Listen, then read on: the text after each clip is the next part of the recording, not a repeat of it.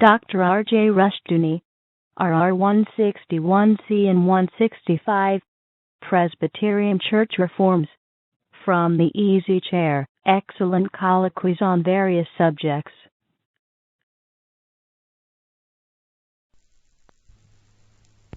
This is R.J. Rushdoony, Easy Chair number 275, September 29, 1992. Otto Scott and I are here at the Presbyterian Theological Center in Sydney, Australia.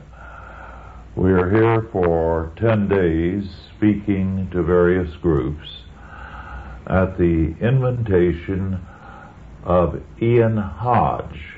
All of you heard Ian some months back when he was with us in Vallecito.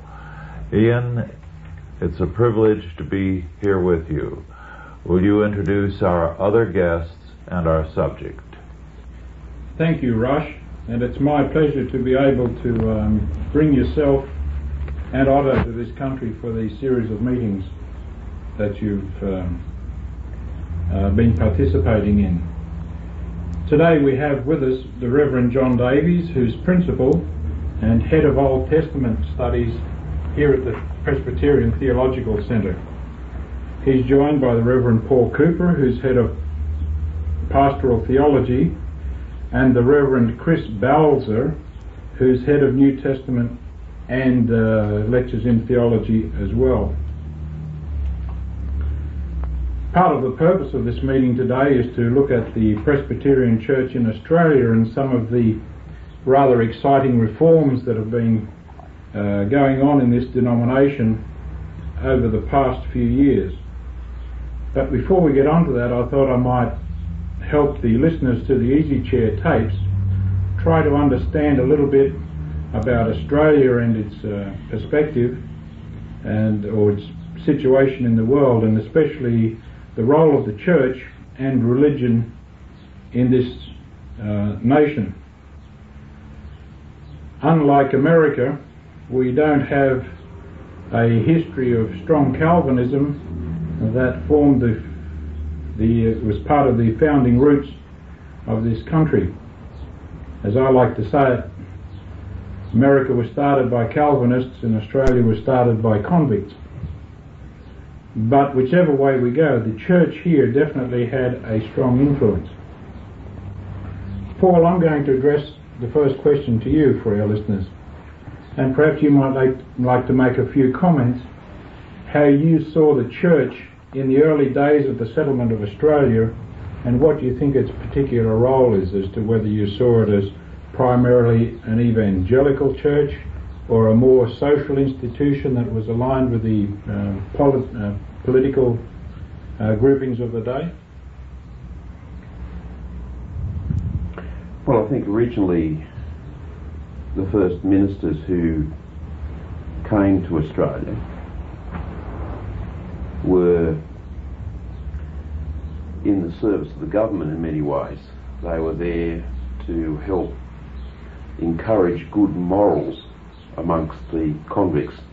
That's how the government saw their activity. And though some of the very early ministers who were Church of England were evangelical in perspective, they were vastly intimidated by the great distances, the great numbers, the work that they had to do, and I think that they were generally regarded a bit like moral policemen, I think, by the government. As the colony grew, there were a growth in the churches. From our perspective in the Presbyterian Church, there were many Scottish settlers who came, and they brought with them their Presbyterianism, and Presbyterian churches were formed. And I think in the early days of Australian settlement, in the 1800s, the theology of the church at that stage was conservative. It was reformed. and reflected the background from Scotland, from whence they came. Later on, towards the end of the 19th century, the same sorts of decline that took place in the Church of Scotland in terms of theology, in terms of the reaction of the rise of biblical criticism, the rise of modern science, was sort of felt in Australia as well. And there was a move towards a more liberalised attitude towards the Bible, which gained pace towards the end of the 19th century and into the early 20th century. And then in the early part of the 20th century, through the 1920s, 30s, 40s, liberalism gained a great hold in the Presbyterian Church of Australia. Rush, I've heard you say that the church in America, while it became modernist in its approach, was not the product of the Enlightenment, but the product of Unitarianism. Am I correct in that? Yes. During the War of American Independence, the Calvinistic clergy was most active. They were basically the motivating force for the war. One British agent in the States reported to London that the war was a Scotch-Irish Presbyterian rebellion. That's an aspect of it that is rather neglected by historians at this time. This meant that first, the Calvinistic clergy was very active in the military. They were the chaplains. Very often they commanded regiments. As a result, their churches were the particular target of the British mercenary troops. Their churches were burned down, their Bibles, their hymnals were tossed into a bonfire.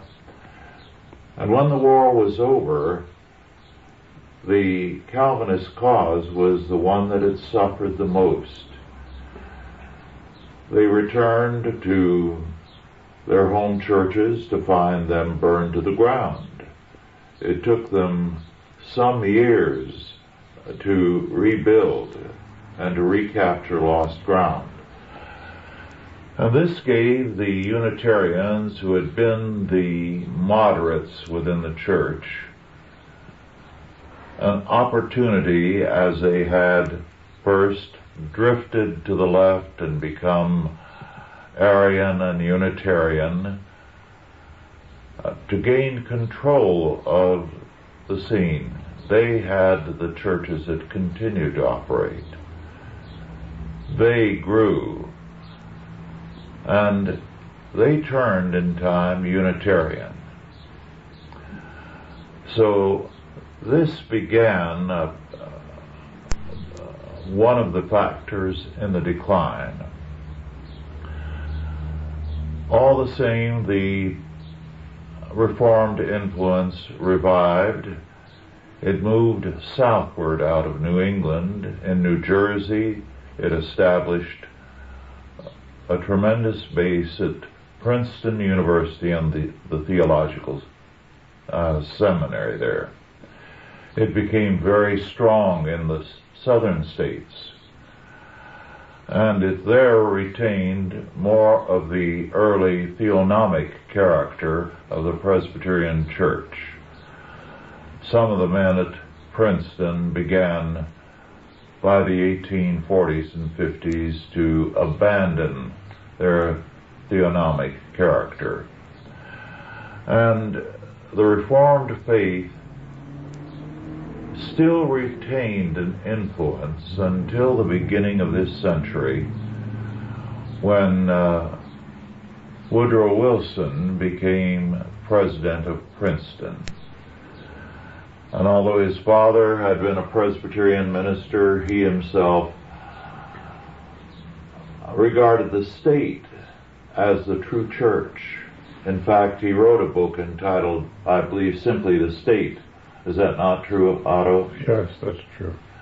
And in the course of that, it became apparent in his thinking that the true church for modern man was the state, and the state is the source of grace. And Woodrow Wilson is perhaps the father of the 20th century. And he created a massive shift away from the Reformed faith to a statist faith, so that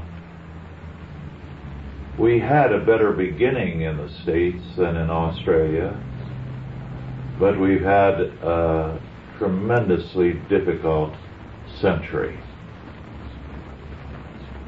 Otto, I'm going to direct the next question to you, because you've not long finished what I consider a most important book, The Great Christian Revolution, which was dealing with the decline of the Reformed faith in England and the events from roughly the start of the 16th century up to the year 1660.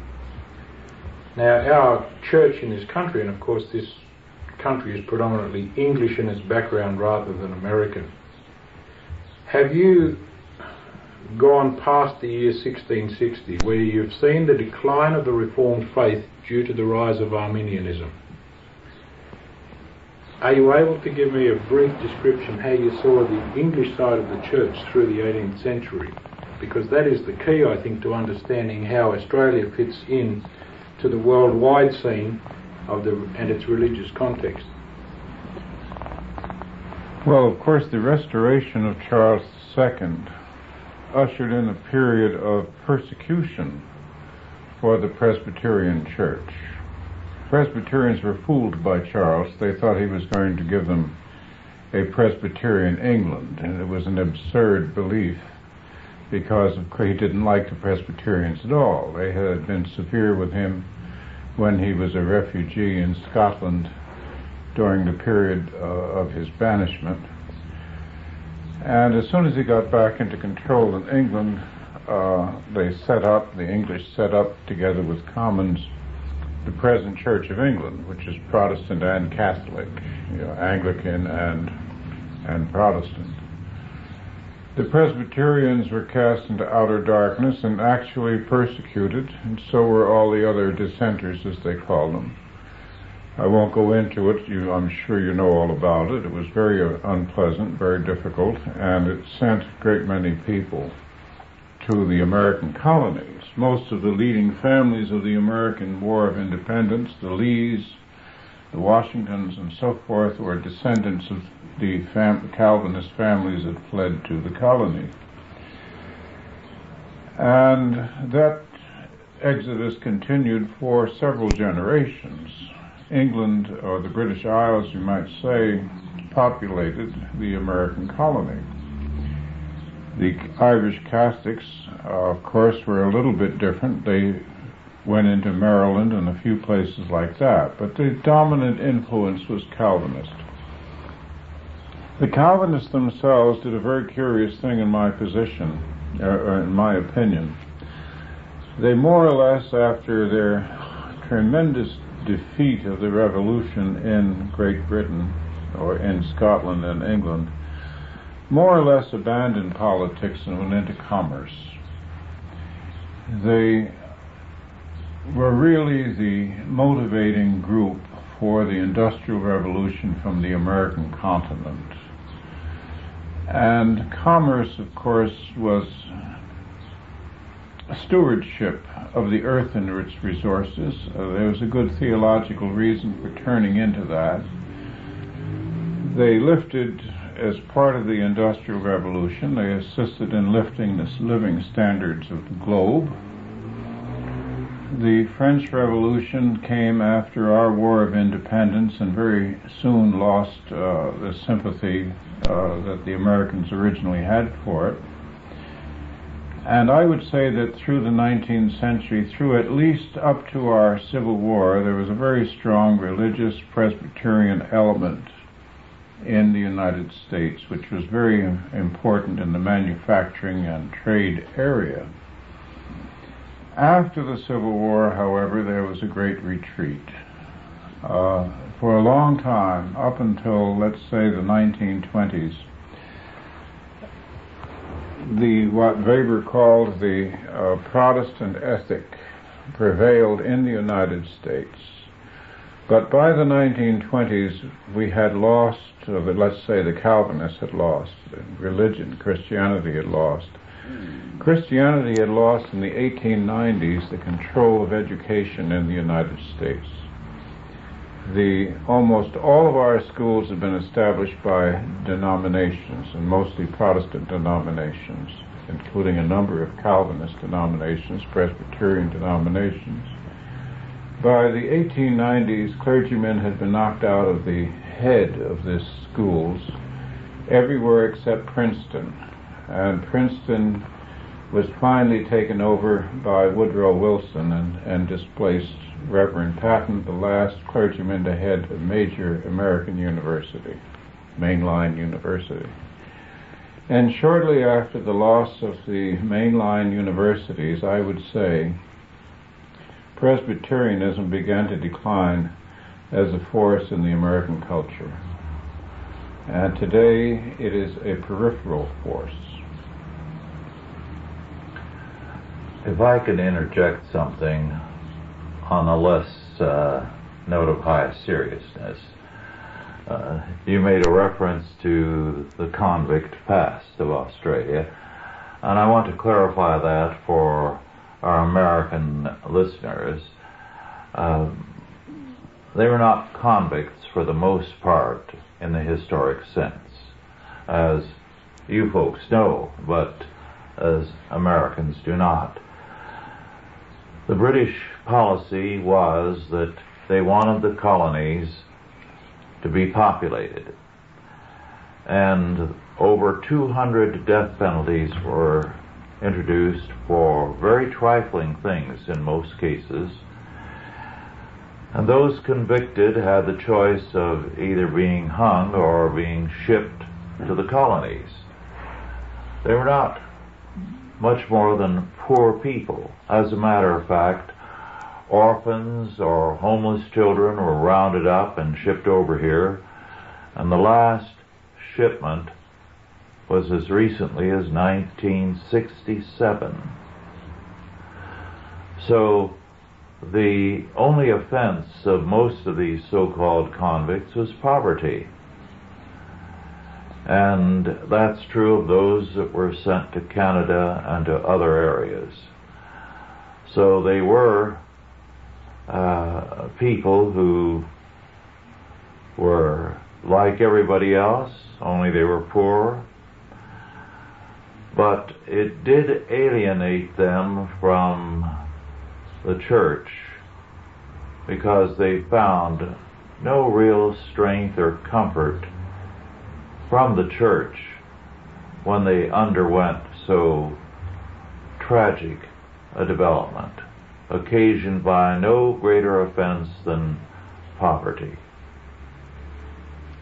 It seems to me the church generally in England at that time missed a great opportunity. Yes.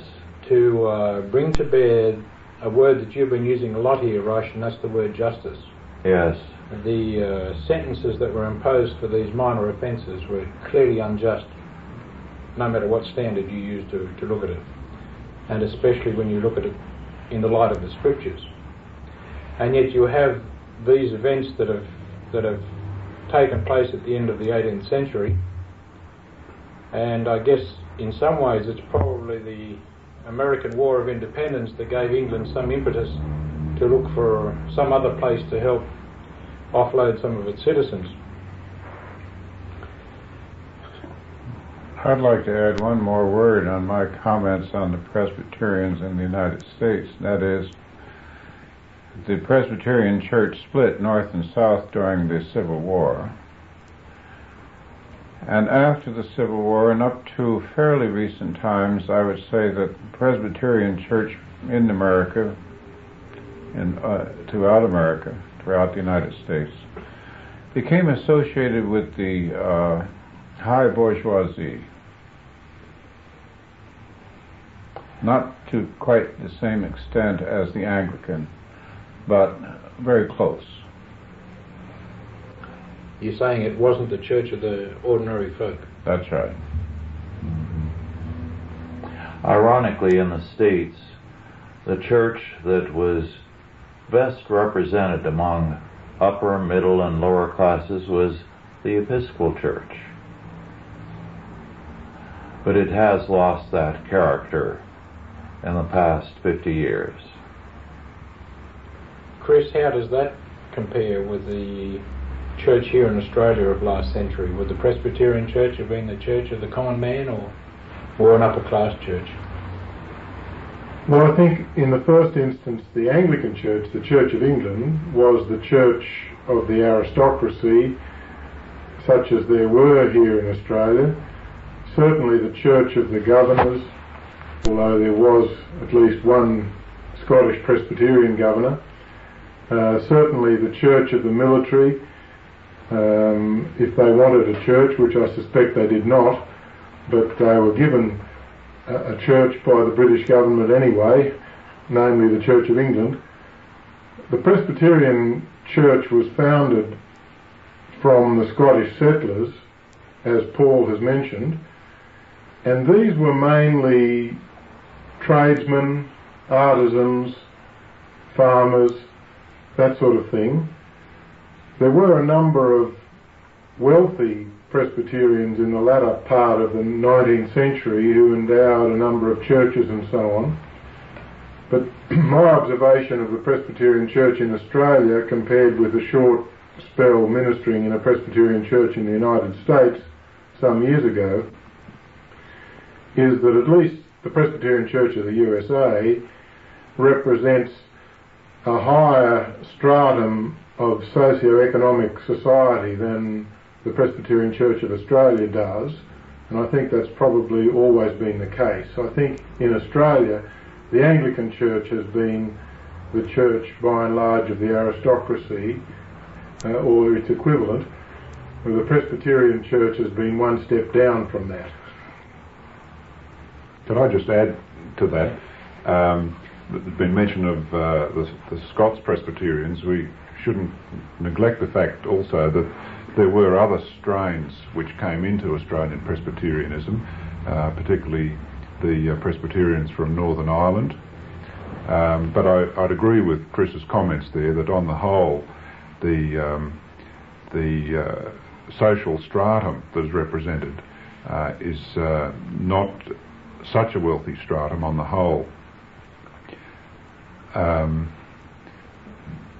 Many of them farmers, and as they settled in Australia, the types of farming was quite different from the farming that they were used to. Many of them, say in the north coast of New South Wales, became cane farmers, growing sugar cane, and it's a hard life. Dairy farmers, not something that you grow rich quick on. The debate, though, in last century in this country, then amongst the Christians, seemed to be develop along the lines, if I'm right, of a debate amongst denominations rather than a debate of the faith versus, some other faith. So that you see, perhaps, say, in the founding of our Constitution and earlier in the events of the early colony, the involvement of, say, the Presbyterians, the Anglicans and the Catholics, and maybe some other groups as well, but very much a development of religious thinking that was designed to prevent the other denomination getting an upper hand. We see this in some of the funding issues that were going on, in the education issues of last century, when we had the establishment of public education. in this country? I think, Ian, it would be important to move into what has happened here in Australia. And by way of preface to that, let me say that the two churches in the United States that were the last to go under, to succumb to modernism, were the Presbyterians and the Lutherans. And there was a reason for this. They were at the time both confessional churches. There was still a great deal of teaching of the confessional standards, of catechism, and the like.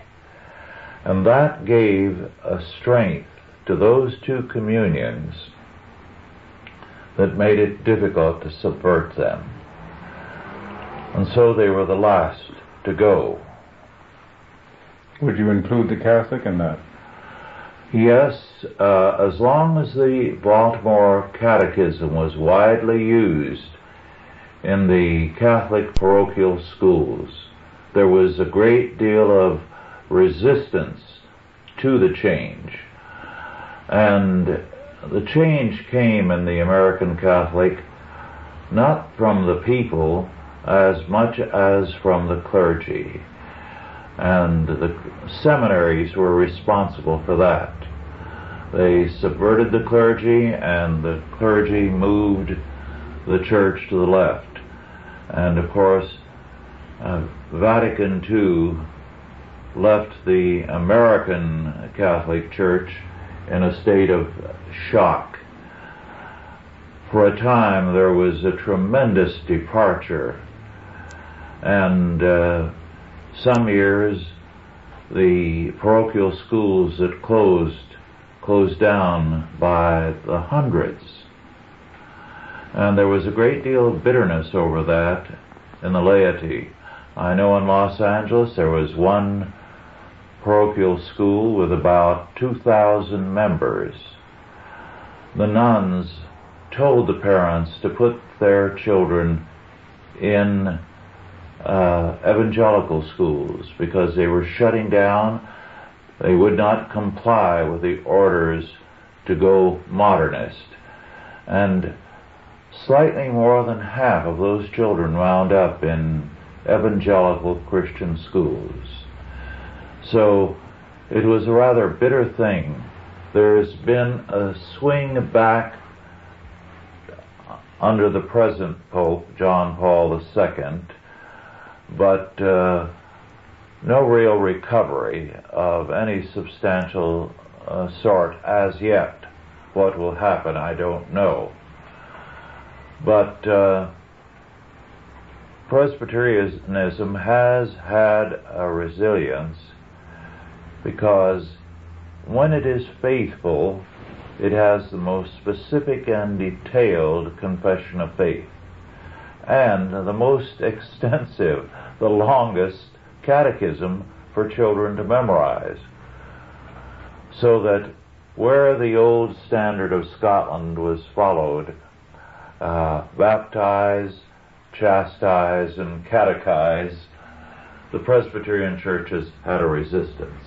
The reason why we are here at the Presbyterian Theological Center this evening, meeting with these men, is that a very important development in 20th century church history is taking place here. And these men are at the center of it. In a century when there has been a dramatic decline in the faith and in the theological position of the various churches, Australia has seen a dramatic turnaround in the Presbyterian Church. As a result, I think it is important for us to understand the character of this turnaround, because it is one related to the confessional stance, to a biblical faith, and therefore is grounded in the proper perspective. Ian, Do you want to take it from there and tell us a bit more about this? Thanks, Rush. I'd like to address the issue to John Davies, the principal of the college here, to perhaps just spend a minute or two giving the listeners an idea of what the church was like prior to 1977. In 1977, we had a split within the Presbyterian Church when a group went off to form what is now the Uniting Church, which, by the way, has made infamy this weekend, of course, by coming out in your presence here, Rush, and has now endorsed abortion on demand. But John, perhaps you could give us just a brief perspective of what the church was like prior to the split, so that we can understand what has been going on in the past 15 years in the Presbyterian Church, which in the last few weeks and months has caused some of us to get a little excited in the clear direction now of the denomination and its movement. Well, the Presbyterian Church in Australia throughout most of this century has been characterised by various forms of liberal theology.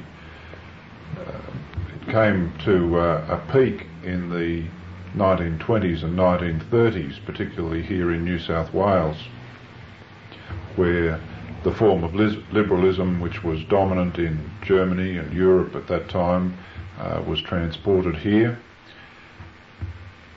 Subsequent to that period, the church adopted a more neo-orthodox or Barthian stance in theology, very much dependent on who was lecturing within the theological colleges at that time. And at the time prior to the formation of the Uniting Church, along with two other denominations here, the Methodist Church and the Congregational Churches, the Presbyterian Church was very much an ecumenical body with strong affiliation with the World Council of Churches. It reflected the majority position among Protestant churches here at that time. And as those Presbyterians left, over half of the Presbyterian Church left at that time, in 1977, we were left with a much reduced body of congregations, of members and of ministers who remained Presbyterian, but for perhaps a variety of reasons. Some for reasons of wanting to adhere to a more robust form of subscription to our constitutional theological document, the Westminster Confession, others perhaps for more traditional reasons. What are some of the events that would have, or the key events that would have taken place in the last 15 years, do you think, that have helped the church come to a position where in the most recent General Assembly of Australia, the church was able to overturn a former decision on the ordination of women? Can you give us perhaps what you consider are the key events in the past 15 years that led to that? Right, well, I wouldn't want to put the ordination of women as the most significant accomplishment, or the reversal of that decision rather, as the most significant accomplishment of the past 15 years. I'd rather put that into a perspective. I think we have seen a remarkable turnaround in terms of our commitment to the Scriptures. It's the authority of the Scriptures which is paramount. I think very early on within that period, in the immediate years after 1977, the conservative evangelicals within the church were able to gain positions in the theological halls or colleges, and there are three within our denomination, one in Brisbane, one in Sydney, one in Melbourne. And around that period, or shortly after that period, through a growing number of evangelical voices in our assemblies. Those positions came into the hands of those who upheld the authority of the Scriptures, and then there has been a steady stream of men going into the ministry over the last decade, 15 years, and having an influence on the life of the church. And really, I don't want to exaggerate the role that we here at the college or our colleagues in the other colleges have had. It has really been a work of God and a work of grace.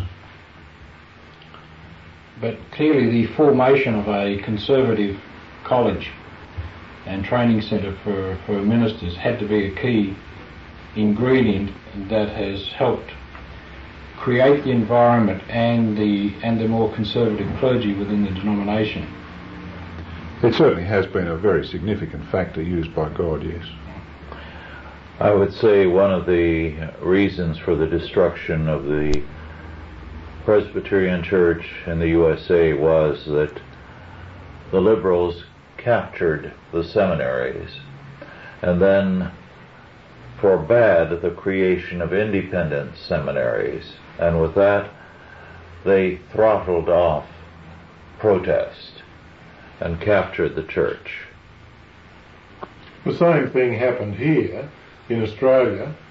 It was just that under the providence of God, church union intervened and changed the balance of power in the denomination overnight, so that the theological training in Australia was able to come under the control of conservatives again for the first time in almost 100 years.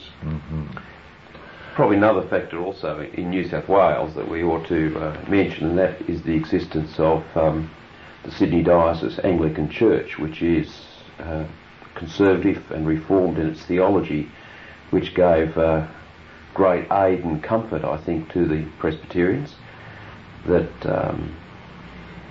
they have been most encouraging and most helpful, and I think they've had a big impact upon the Christian witness, certainly in Sydney. And I think many Presbyterians will testify that their early nurturing and encouragement, and maybe even conversion, certainly in my case, was under God through the ministry of these Anglicans who held to the Scriptures and who have been of great encouragement to us and great assistance. Here is an important question to me. In your churches, who has title to the church property, the local congregation or the presbytery or denomination? The denomination. That was a legal fact that created much trouble in the States in one church after another. Prior to 1860, the local congregation, whether Catholic or Protestant, controlled the church, had title to the property. Abraham Lincoln used his power to alter that dramatically so that the central authorities or the hierarchy of the church now had title to property. And this became a powerful impetus to stifling off reform, because when it came to a showdown, as in the Presbyterian Church in the United States of America, the lead was taken originally by some of the biggest churches in the country. But when it came to a showdown, will we walk out and leave our property, or will we remain in the church? They remained. And the break, therefore, was on the part of young seminarians predominantly.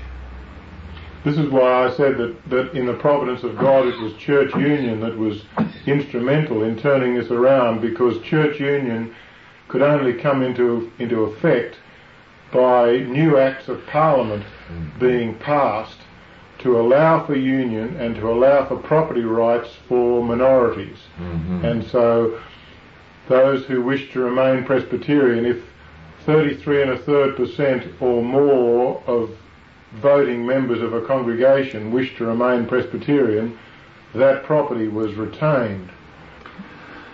Well, speaking as one who believes very strictly in predestination, I would have to say that that means that God has great things in mind for the Presbyterian Church here. In the United States, any new group starting, and this has been an impetus to starting new church groups, has been only if we begin afresh, and only if we legally enter into our bylaws the title of the church belonging to the local congregation, can we allow a church to retain control. So they have to meet a strict legal formula there.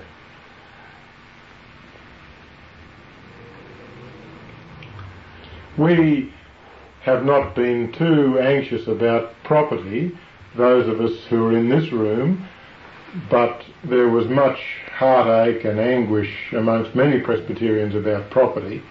We would like to see the property business well and truly behind us and to get on with the preaching of the gospel. How about the theology of the church today? Our denomination is still mixed theologically. Our constitutional position is very clearly Calvinistic, but we have a number of people in our denomination who are representative of what the church was like prior to 1977 theologically, and who wish it to return to that theological position. Where do most of the seminary students go? Where do they study? Most of the seminary students study at one of the three seminaries owned and operated by the Presbyterian Church of Australia, or at Moore Theological College, which is operated by Evangelical and Reformed Anglicans. Well, in fact, that's where virtually all of the seminarians would study at one of those four places. I think probably it would be true to say that probably in excess of, say, 70% of ministers who are now in parishes have been trained since 1977. So that what we see in the Presbyterian Church of Australia is an increasing theological commitment on the part of ministers to the standards of the Presbyterian Church. But that's probably not true amongst the eldership, which has been a lot slower in coming along with where its ministry is at. I think its ministry has moved there quite quickly. In 15 years we've seen a significant change in the emphasis within the ministry, but of course the eldership has come along much more slowly, and changes are being seen there, but much more slowly. And by virtue of our system of government, of course, with equal representation in church courts, the decisions are shared by both minister and elder, and therefore, in some respects, there is a lagging of the chain a bit in the eldership. But we're seeing changes there as well, and changes within the congregational life. I think the ministry in the Presbyterian Church is basically young, and I think the changes that are taking place will accelerate, and particularly as it's affected amongst the eldership. Otto? Well, the church, all the Christian churches in the United States are having a great deal of trouble with the American government. The judiciary is ruling against us on issue after issue. and the intervention of the government into church activities is becoming very threatening. What's the situation here? Well, we're very fortunate in the light of what you've just told us. We've had two recent court rulings, one to do with a matter in the Anglican Church and one to do with a matter in our denomination, where the court has virtually said we will not interfere. And we're very grateful to God for those decisions, both of them, even though they went in opposite directions. I'd like to throw out a suggestion. About 30 years ago, when I was in a particular Presbyterian denomination, I realized that a weak point was the eldership. So at every session meeting, the first half hour was given to a study of a particular article in the Confession of Faith and then the Catechism, so that every month there was a half an hour of systematic study, questions and answers, in order to train them to be able to understand with maturity what they were upholding. I did that every month for 15 years in my last parish. Wonderful. I don't think it's a common occurrence, though. I think it should be required, however, because it does make it a better situation for the pastor when he does that, and it makes the church as a whole stronger. When a pastor leaves, the congregation is better enabled to call a new man if they have elders who are trained. Certainly.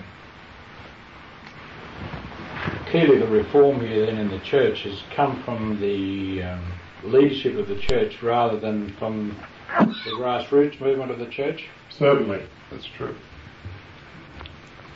Well, that's the proper role of the clergy. One of our other problems in the United States, and a very large one, is the determinedly vocal, obvious, anti-Christian nature of our media, which does everything it can to denigrate the Christian community. How is that situation here? We have a few complaints about the media here too, but not to the same level as your comments have just been. I am classed by my colleagues as being the media spokesman. I'm the one they interview when they want some comment about something. And they always warn me that the media are out to get me. But I take the point of view that a person's innocent until proved guilty, and I've had a fairly good deal, really, with them.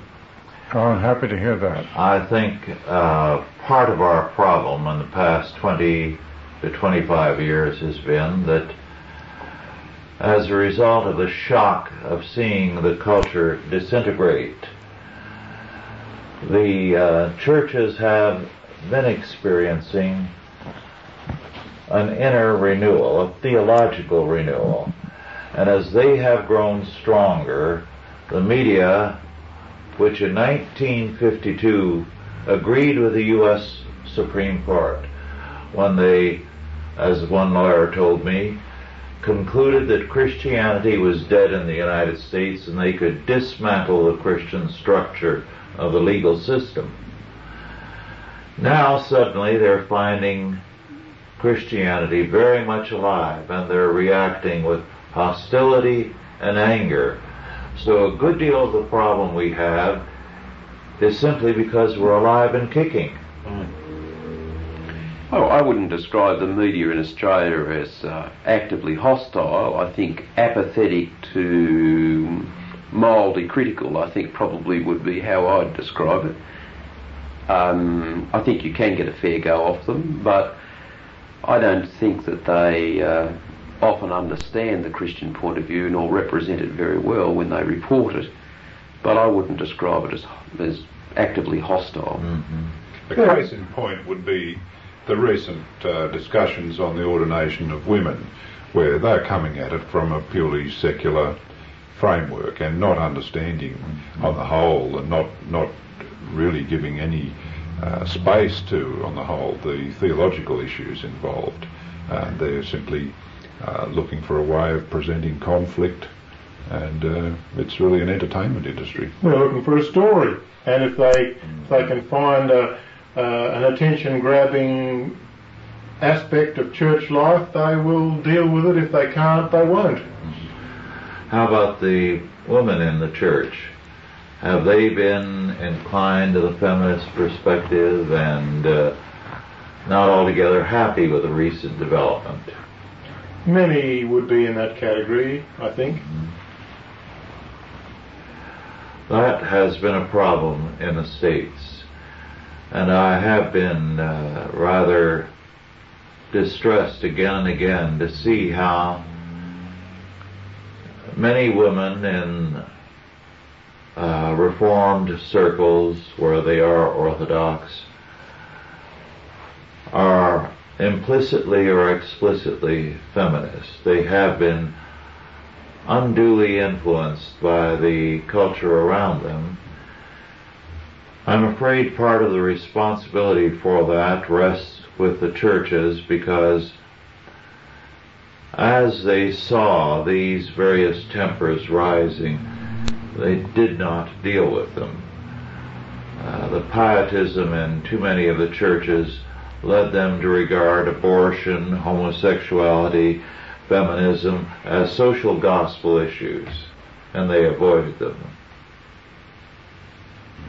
I don't think it would be true to characterise the decision that the General Assembly took to reverse our stand on the ordination of women, so that we now no longer ordain women to the ministry as being meekly taken by, meekly accepted by many of the women in the church. I think it has caused a great deal of upset, and I would say, go so far as to say, anger on their part. And I think that the challenge will be in the next 5 to 10 years is to see how the Presbyterian Church is going to weather this internal storm. Now the decision's been made, how what the reaction's going to be, and how in the next few years this issue is going to affect the life of the church, seeing that such a momentous decision has been made.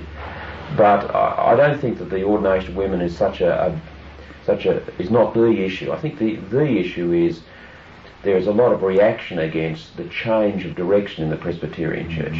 Those who remain, whom I like to fondly call the bagpipe and haggis brigade, who were culturally part of Presbyterianism, have found a lot of the changes very difficult to take, because it seems to have cut right at the heart of their own cultural understanding of Christianity. And I think the Presbyterian Church is now got a much greater emphasis on the Bible, much greater emphasis on our confessional position, much greater emphasis on evangelism, on outreach, and these things are difficult for many of our older members to accept.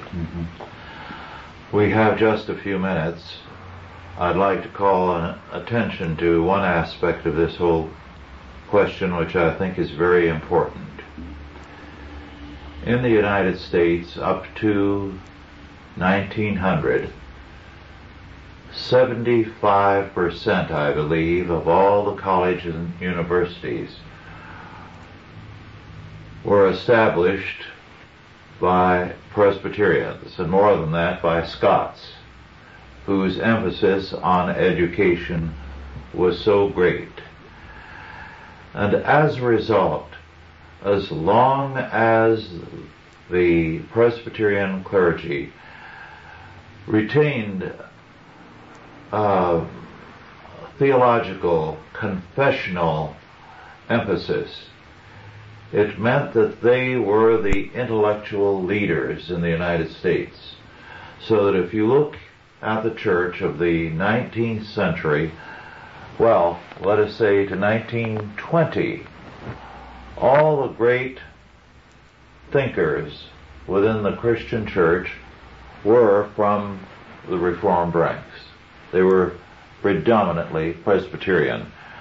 Since then, of course, we have still provided leadership in the person of Cornelius Van Til and one or two others, so that your school here is very important because you represent the intellectual content of the faith, and therefore to train up a clergy that will begin to command leadership intellectually in Australia places you at the center of the future and its importance.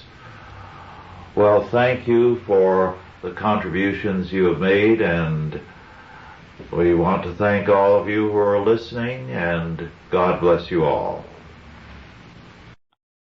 Authorized by the Chalcedon Foundation. Archived by the Mount Olive Tape Library.